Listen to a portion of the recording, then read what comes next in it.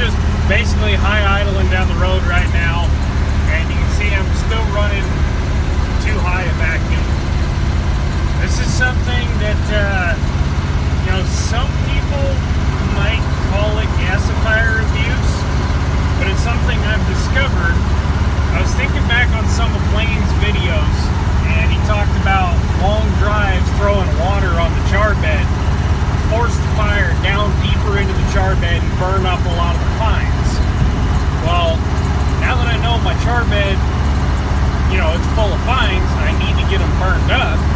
I don't have really long drives, and I think it's the pine itself that I've been running the last few days that's making it give me these high vacuums.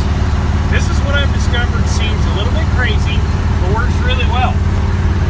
Here's what I'm going to do. I'm going to leave it here, close the air valve, stab the throttle. Just hold it.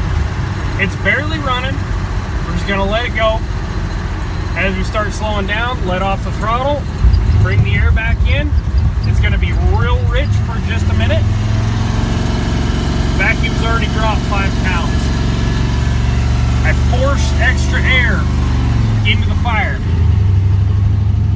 and then I demand even more of it by stabbing the throttle on the truck. Basically, everything the engine is asking for is just sucking it as hard as it possibly can. And I'm basically forcing the fire deeper down into the char bed when I do that.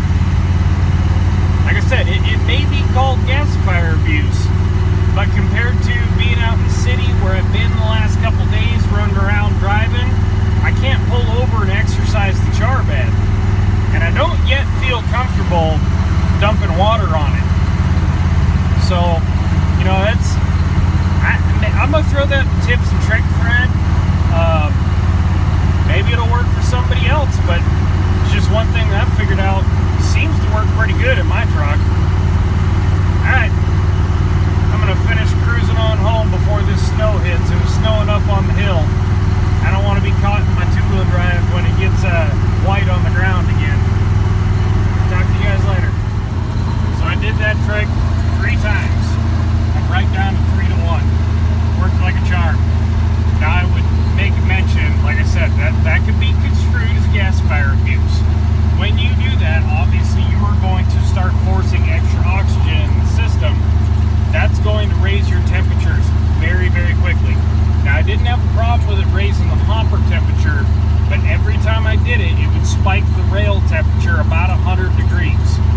Now I would wait for it to come all the way back down into its normal range between 350, 450 before I did it again. And I definitely